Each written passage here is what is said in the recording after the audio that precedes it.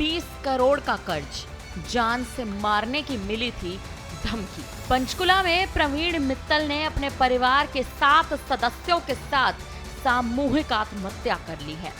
Praveen taxi driver का काम करते थे। प्रवीण पर 15 से 20 करोड़ का कर्ज था। बताया जा रहा है कि मूल रूप से हिसार के बरवाला के रहने वाले प्रवीण मित्तल पिछले 12 सालों से पंचकुला में रह रहे थे। कुछ साल पहले ही हिमाचल प्रदेश के बद्दी में उनकी स्क्रैप फैक्ट्री थी, जिसके बढ़ते कर्ज के कारण बैंक ने जब्त कर लिया था। आर्थिक दबाव का कहीं ना कहीं ऐसा संकट जूझा। आर्थिक दबाव का सामना करते हुए प्रवीण अचानक पंचकुला छोड़कर उत्तराखंड के देहरादून चले गए, जहां वे 5 साल तक संपर्क से बाहर रहे। अपने इस कदम के समय उन पर करीब 20 करोड़ रुपए का कर्जा था। बाद में वे मोहाली के खरड़ चले गए और हाल ही में पंचकुला के सकेतड़ी गांव के पास रह रहे थे। खुद का खर्च चलाने के लिए उन्होंने टैक्सी चलाना शुरू कर दिया था। आर्थिक तंगी के कारण बैंक ने पहले ही उनके 2 फ्लैट, फैक्ट्रीज और वाहन जब्त कर लिए थे।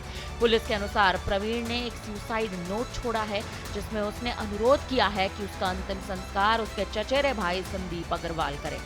संदीप ने उससे 5 दिन पहले ही बात की थी।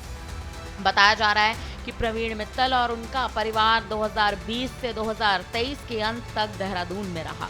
जिस गाड़ी में परिवार ने सुसाइड किया है वो गाड़ी 2021 मॉडल हुंडई ऑरा सीएनजी है। गाड़ी गंभीर सिंह नेगी के नाम पर है।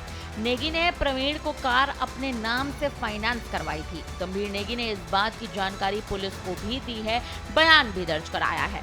मृतक प्रवीण के मामा के बेटे संदीप अग्रवाल का कहना है कि मृतक मूल रूप से हिसार के बरवाला का रहने वाला था।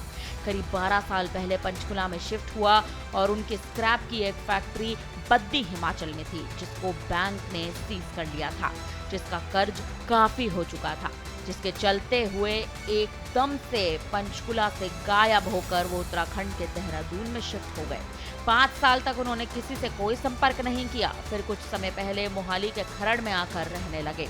जब वे देहरादून शिफ्ट हुए तब उनके ऊपर करीबन 20 करोड़ रुपए का कर्जा था।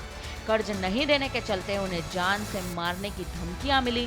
फिलहाल टैक्सी चलाकर अपनी गुजर बसर कर रहे थे। कर्ज के चलते बैंक ने उनके 2 फ्लैट और एक फैक्ट्री और गाड़ियों को पहले ही जब्त कर लिया था। और अब प्रवीण मित्तल और उसके परिवार के 7 सदस्यों ने गाड़ी में ही सुसाइड कर लिया है, जिसके बाद ये मामला अब आग की तरह बढ़ चुका है। पुलिस इस पूरे मामले में संगीन कार्रवाई कर रही है, लेकिन देखना दिलचस्प होगा कि आखिर ये मामला आने वाले समय में क्या मोड़ लेगा।